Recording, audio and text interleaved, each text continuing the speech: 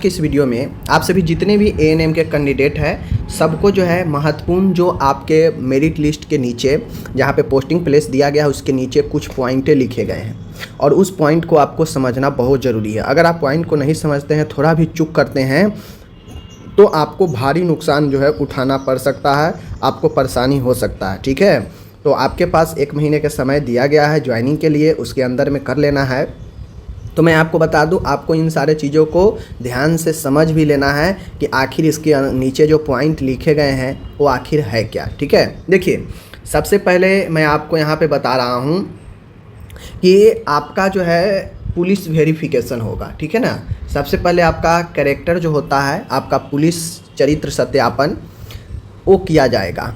अगर चरित्र सत्यापन में आपने कुछ गलत छुपाया है, आपके ऊपर कुछ जो है गलत जो है आप किसी चीज़ के विक्टिम बने थे और आपने फॉर्म में नहीं डाले, आप छुपाएं कि हमारे ऊपर कोई ऐसा जो है कानूनी कार्रवाई नहीं है और आपने फॉर्म में नहीं डाला था, छुपा रखा था और पुलिस वेरिफिकेशन में उजागर हो जाता है चीज़ें, तो फिर वहाँ पे दिक्कत आ जाएंगी। अगर कोई दिक्कत नहीं है तो पुलिस वेरिफिकेशन भी आसानी से हो जाएगा, कोई दिक्कत नहीं है। ठीक है, तो ये चीज़ें आपका पुलिस वेरिफिकेशन होगा।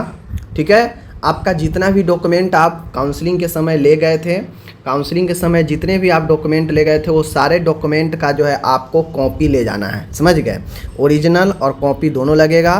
कॉपी जो होगा, कॉपी पर आपका सेल्फ अटेस्टेड लिया जाएगा। सेल्फ अटेस्टेड का मतलब है कि हर एक कॉपी पर जो है वो आपको अपना सिग्नेचर हस्ताक्षर करना है। ठीक है ना, वही सेल्फ अटेस्टेड होता है, खुद से आप प्रमाणित कर रहे हैं कि हाँ ये मेरा चीज़ें है। तो आप हर एक कॉपी पर सेल्फ अटेस्टेड करके ले जाएंगे, ओरिजिनल साथ में रख लेंगे क्योंकि वहाँ पे भी जहाँ योगदान देंगे वहाँ पे आपको मिलान किया जाएगा, वेरीफाई किया जाएगा। अगर वहाँ पे आप गलत पा जाते हैं तो वहाँ भी आपको रिजेक्ट किया जा सकता है, छांटा जा सकता है, समझ लीजिए। ठीक है, तो ध्यान दीजिएगा। आगे है, आप लोग यहाँ पे देख लीजिए। अब यहाँ पे सबसे महत्वपूर्ण आता है कि परीक्षा मान अवधि। परीक्षा मान अवधि क्या होता है?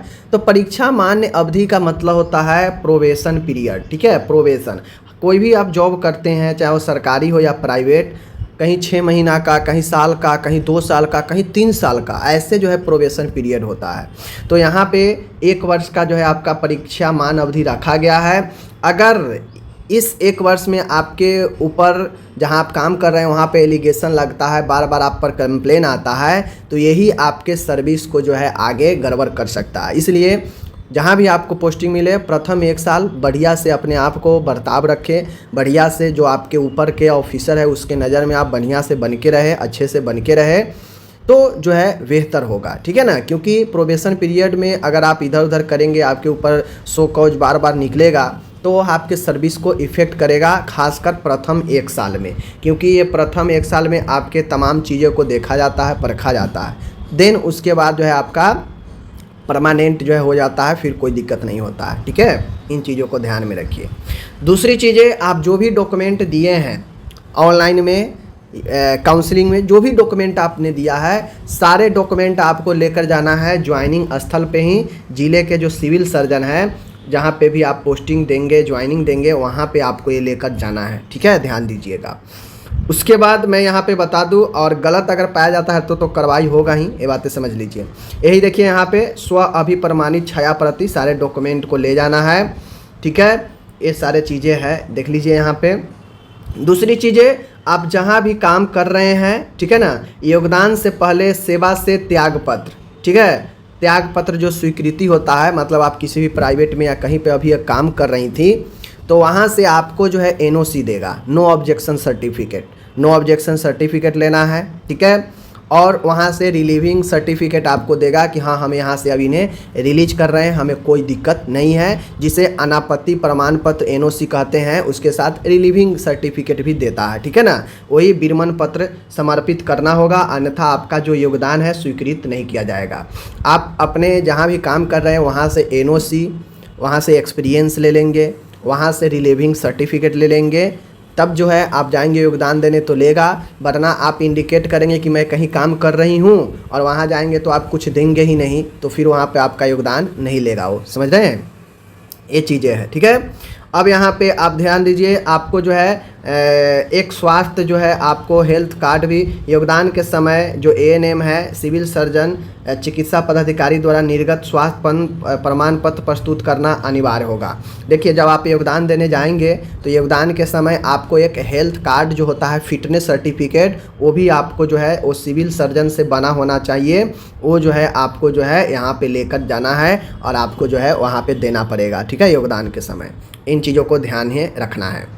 आगे मैं बढ़ता हूँ। आप योगदान जिस तारीख को कर लेंगे ओके हो जाएगा, उस तारीख से आपका जो है पेमेंट शुरू हो जाएगा, ठीक है ना। चलिए ये चीज़ें हो गया।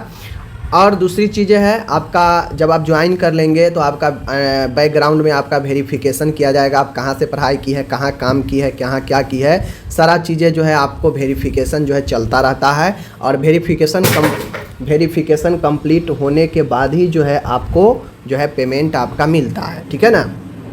ये सारे चीज़ें हैं। आगे मैं यहाँ पे आपको बता दूँ कि आपको पेंशन तो मिलेगा ही मिलेगा, ये बातें को ध्यान में देख लीजिए। उसके बाद मैं बात करता हूँ यहाँ